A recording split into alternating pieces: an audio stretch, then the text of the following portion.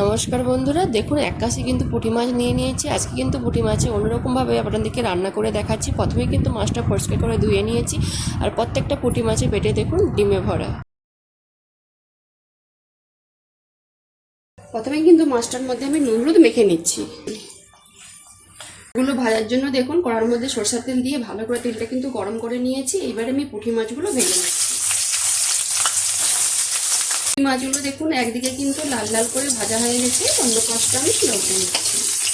মাছগুলো দেখুন দুদিকে লাল লাল করে ভেজে নিয়েছি, জায়গাতে তুলে নিচ্ছি।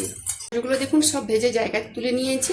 আর দেখুন এদিকে আলু কেটে সরু সরু করে আলু কেটে নিয়েছি, এটাও ভালো করে ধুয়ে নিয়েছি। আর মশলা কী কী নিয়েছি দেখুন, রসুন, আদা, টমেটো আর পেঁয়াজ কুচোনো। মশলাটা বেটে নিচ্ছি। আদা আর রসুন কিন্তু আমি একসাথে পেস্ট করে নিচ্ছি। মাছ ভাজা করার মধ্যে অল্প করে সরষা তেল দিয়ে দিচ্ছি কালো জিরে। সব কেটে রাখা আলুগুলো দিয়ে দিচ্ছি।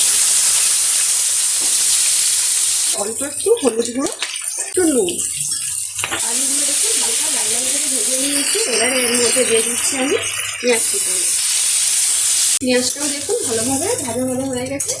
এবারে দিয়ে দিচ্ছি কেটে রাখা টমেটোগুলো দেখুন হালকা ভাজা করে নিয়েছি। এবারে দিয়ে দিচ্ছি বেটে রাখা মশলাটা, আদা রসুন পেস্ট। আমি গুঁড়ো মশলা দিয়ে দিচ্ছি কালারের জন্য 1 চামচ কাশ্মীরি লঙ্কা, হলুদ গুঁড়ো 1 চামচ, ঝাল লঙ্কার গুঁড়ো 1 চামচ, জিরে গুঁড়ো করে মশলাটা কষিয়ে নিই।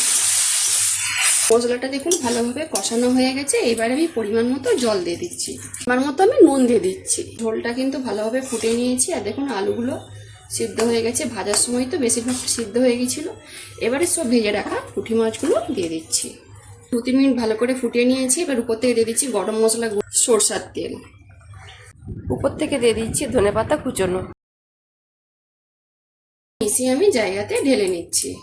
পুরো তরকারিটা দেখুন আমি জায়গাতে ঢেলে নিয়েছি, কত সুন্দর কালার এসেছে। আর দেখুন একটাও কিন্তু পুঁটি মাছ ভেঙে যায়নি। আর তরকারিটার গন্ধটাও খুব সুন্দর উঠেছে। দেখলেন তো কীভাবে আমি কিন্তু আলু দিয়ে পুঁটি মাছের ঝোলটা বানিয়ে দেখালাম। যদি বন্ধুরা রেসিপিটা ভালো লেগে থাকে তাহলে অবশ্যই একবার বাড়িতে বানিয়ে খাবেন আর আমাকে কমেন্টে জানাবেন। যেসব বন্ধুরা আমার রান্নার ভিডিও দেখতে পছন্দ করেন তারা ফেসবুক থেকে আমার রান্নার ভিডিওর প্রোফাইলটাকে লাইক কমেন্ট বন্ধুদের মাঝখানে শেয়ার করে পাশে থাকবেন। যারা ইউটিউব চ্যানেল থেকে দেখছেন তারা সাবস্ক্রাইব করে পাশের ঘন্টায় ক্লিক করবেন। সবাই ভালো থাকুন, সুস্থ থাকুন আর সাবধানে থাকুন।